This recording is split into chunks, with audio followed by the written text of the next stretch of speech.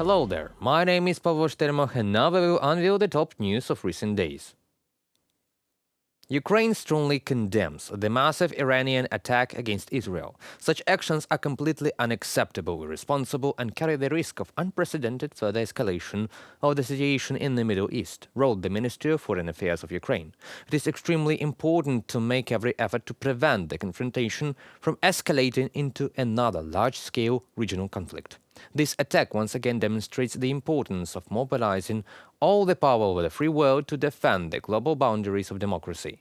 As Volodymyr Zelensky wrote, Iran's actions threaten the entire region and the world, just as Russia's actions threaten a larger conflict, and the obvious collaboration between the two regimes in spreading terror must face a resolute and united response from the world.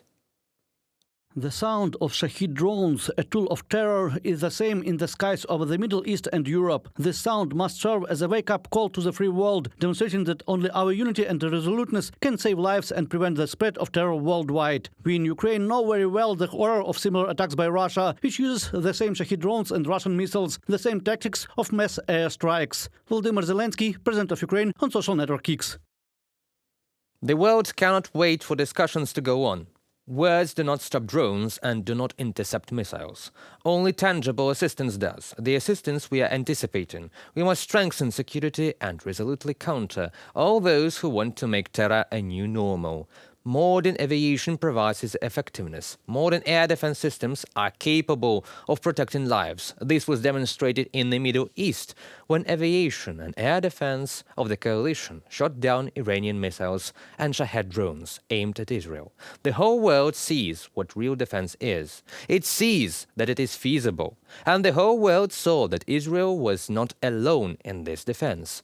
The threat in the sky was also being eliminated by its allies.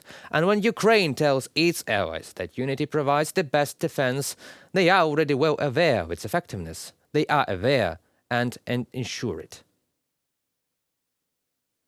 And when Ukraine says that its allies should not turn a blind eye to Russian missiles and drones, it means action is needed, a bold one. It is critical that the United States Congress make the necessary decisions to strengthen America's allies at a critical time. According to Ukrainian intelligence information, Russians are planning false flag operations at Zaporizhzhia Nuclear Power Plant. As General Staff of the Armed Forces of Ukraine wrote on Facebook, Russians continue to blackmail our country and the entire international community by risking a disaster at the ZNPP. And as was stated by the Ukrainian Minister of Energy, all power units in the Zaporizhzhia NPP have been put into a cold shutdown for the first time since the end of 2022. This also was confirmed by International Atomic Energy Agency Director General Rafael Grossi. During a cold shutdown, if heat removal is interrupted for any reason, there is an additional response margin of several days before the cooling of the nuclear fuel in the reactor can be disrupted. And this is extremely important to avoid a nuclear catastrophe. The reactor also needs less water for cooling than during a hot shutdown, a problem made more difficult by the collapse of the Kakhovka Dam blown by Russians in June 2023. Russia is the only terrorist group in the world that holds a nuclear power plant hostage and is using it to blackmail Ukraine and the world. No one but Russian terrorists has put the world so close to the brink of a deliberate radiation disaster. Only in recent weeks has Russia attempted to shift blame for the use of drones to attack the ZNPP onto Ukraine. Statement of General Staff of the Armed Forces of Ukraine on Facebook. It is not profitable for Ukraine to influence a ZNPP work in any way. A nuclear disaster at the Zaporizhzhia plant will provoke serious environmental consequences for our territory. Even after the explosion of the Kakhovka Dam, ecologists said that the Zaporizhzhia NPP disaster could create a strip of 150 kilometers unfit for life. This is exactly what the Russians want, and we cannot allow it. The Russians are already creating such a strip by erasing Donbas cities one by one. Popasna, Bakhmut, Avdiivka are now more like ghosts than populated areas. This is what the Russians currently want to do with Kharkiv and are talking about it openly. So why don't they do it now at the ZNPP?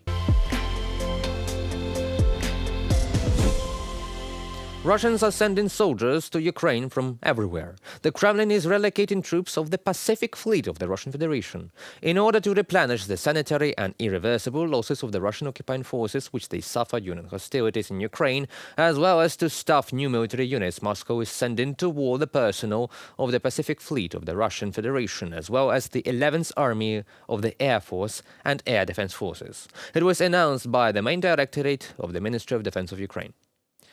They specified military units of the aggressor state were not previously directly involved in hostilities against Ukraine. According to the decision of the commander of the Pacific Fleet of Russia, rotations to Syria are completely stopped and all personnel are sent to the territory of Ukraine.